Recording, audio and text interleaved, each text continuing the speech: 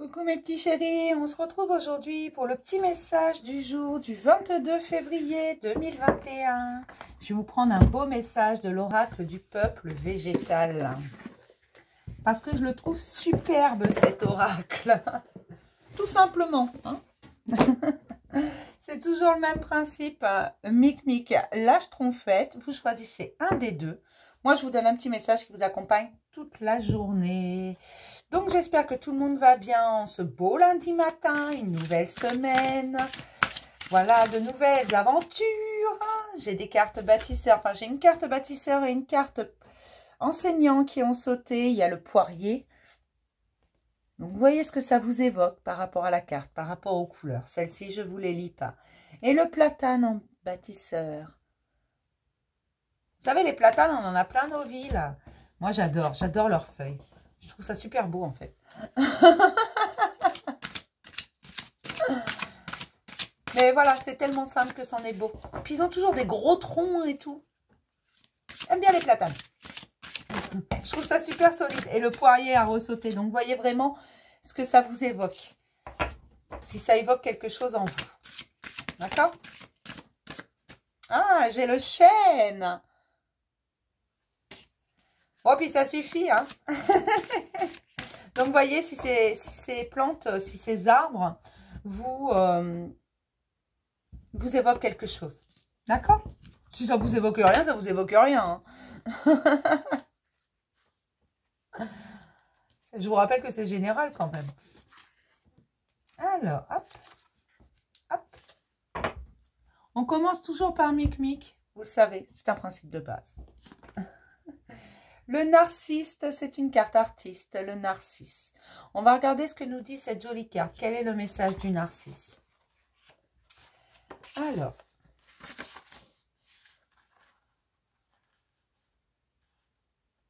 « 169.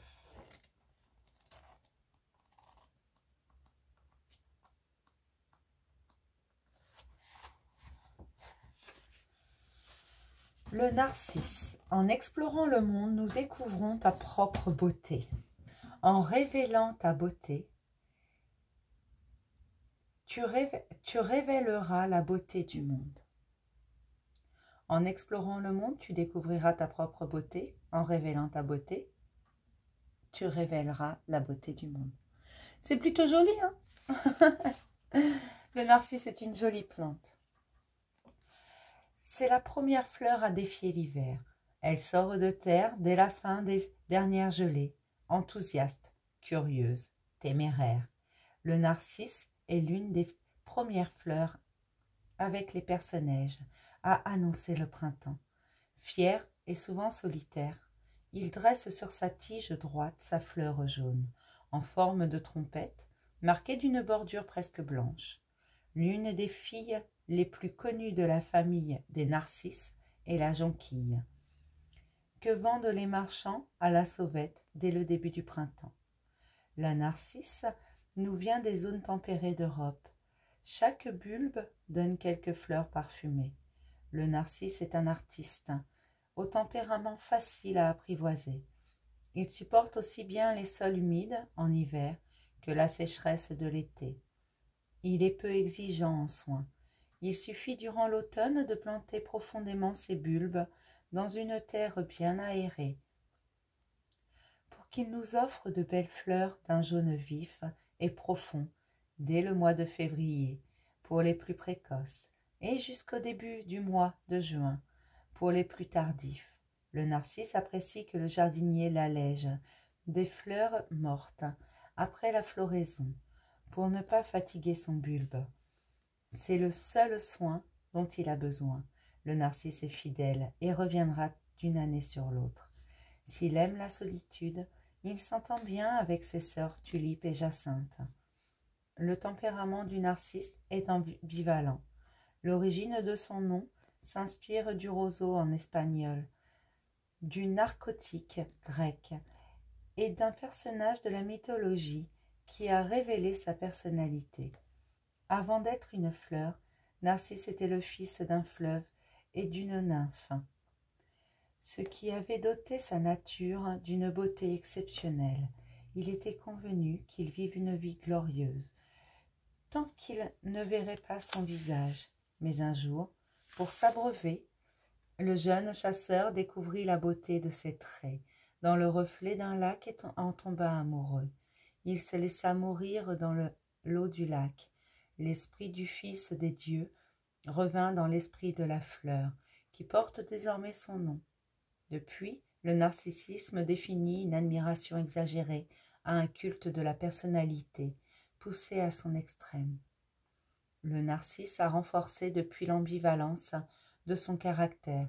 Il est lié à l'image égotique, et dans le même temps, il est associé au culte ésotérique.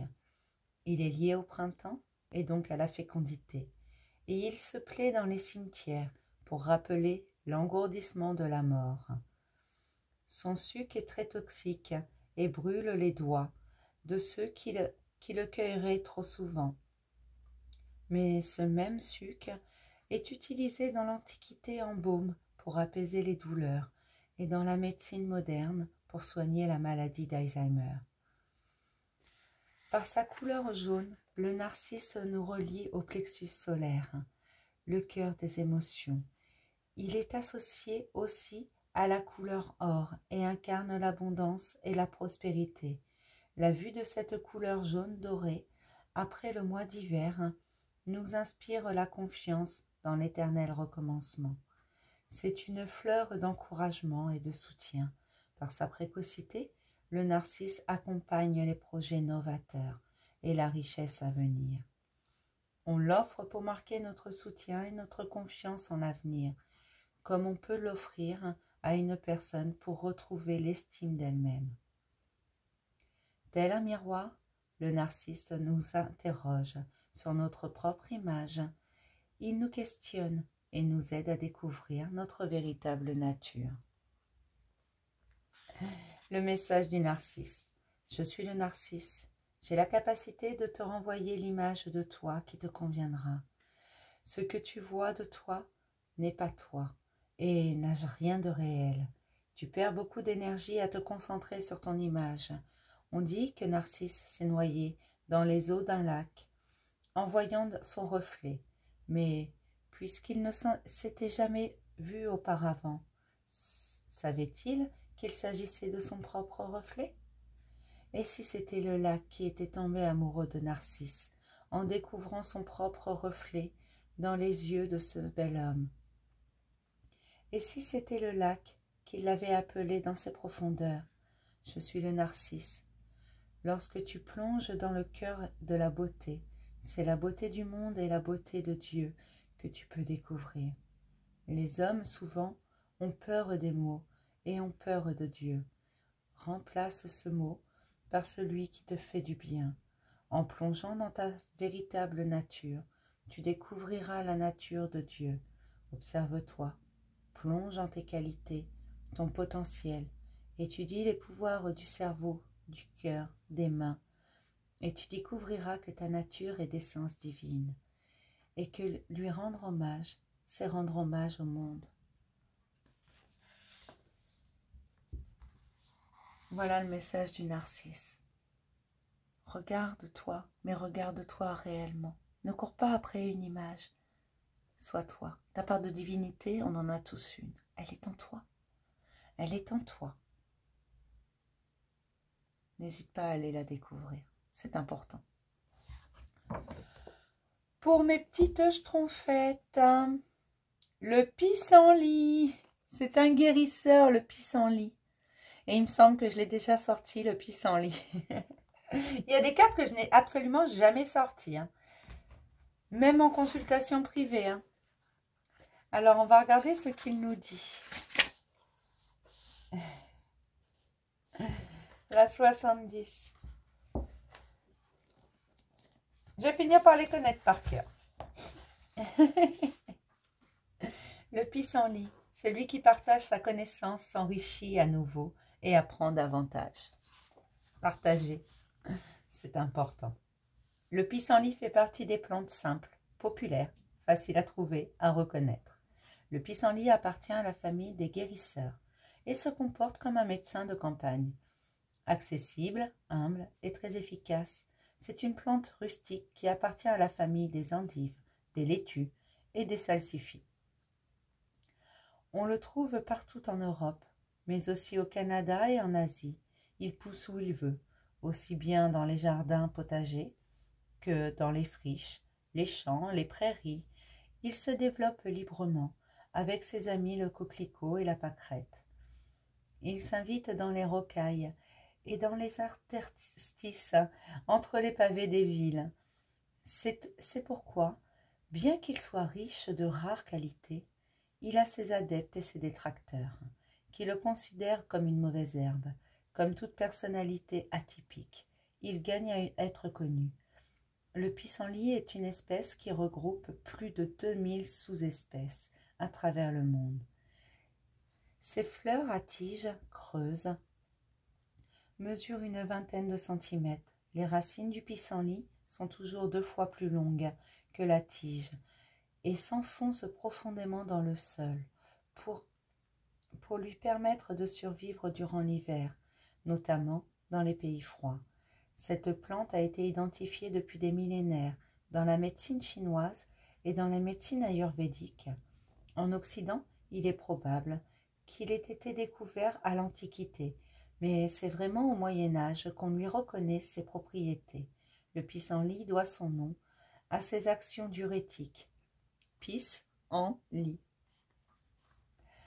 En effet, il agit sur les reins, il favorise l'élimination et le nettoyage du foie, il lutte contre les calculs et améliore la qualité de la bile. Il a un effet anti-inflammatoire et peut traiter l'hypertension artérielle et l'insuffisance cardiaque. Le pissenlit a également la réputation de nous aider à faire fondre la cellulite. En Chine, cette petite plante est utilisée dans le traitement contre le cancer, car elle a l'intelligence d'agir au cœur même des cellules. C'est pourquoi le pissenlit fait partie des plantes les plus actives dans les guérisons du cancer. Ses fleurs, ses feuilles et ses racines sont comestibles et utilisées en décoction. On utilise le suc de ses racines pour soigner les verrues. Les fleurs peuvent aussi simplement être cuisinées.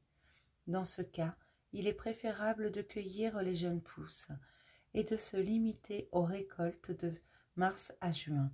Sa tige n'est pas ornée par une fleur, mais par une multitude de petites fleurs jaunes. La couleur jaune de ces fleurs, qui s'ouvre d'avril à novembre, est liée au 3e chakra, le chakra du plexus solaire, celui des émotions. En prenant soin du foie, le pissenlit adoucit les émotions refoulées ou débordantes, notamment la colère. C'est pourquoi le pissenlit, qu'on surnomme aussi dent de lion, se liera davantage d'amitié avec les personnes nerveuses, tendues, qui travaillent beaucoup et sont en excès de feu. Enfin, avant la floraison, le pissenlit forme une petite boule blanche, semblable à un nuage sur lequel les enfants aiment souffler. Une tradition nous invite à faire un vœu au moment de souffler. Si tous les brins se sont envolés, le vœu sera réalisé. Cette capacité à diffuser la sagesse du pissenlit à travers champs, en soufflant, à associer la plante à la connaissance.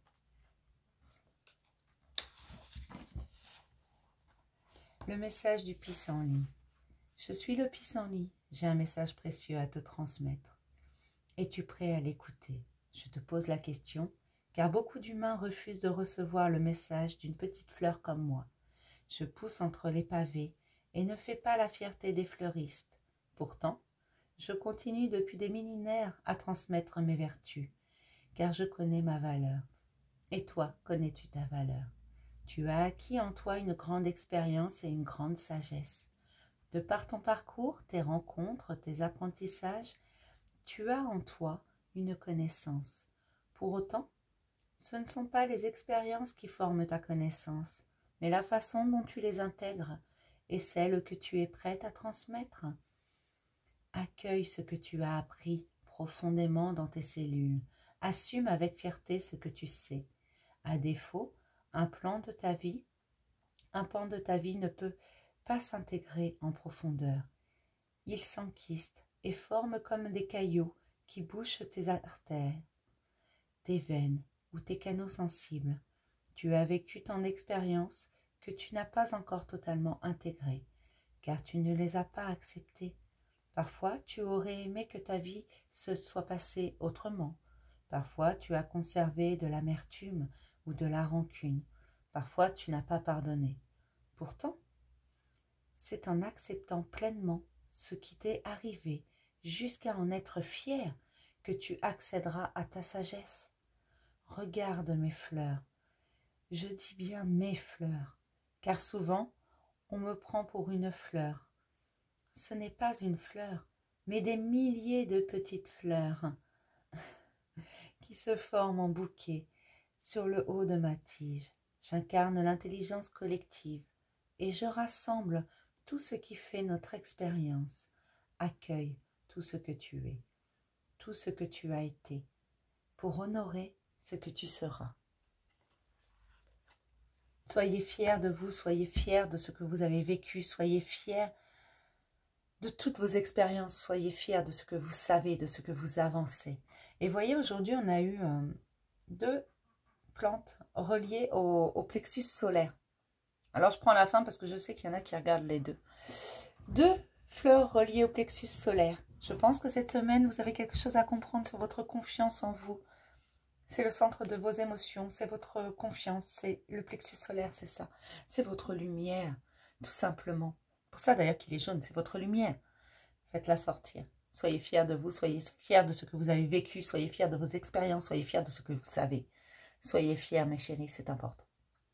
Je vais m'arrêter là pour le petit message du jour. Je vous fais plein de gros bisous et je vous dis à demain pour un nouveau message du jour. Bisous, mes chéris.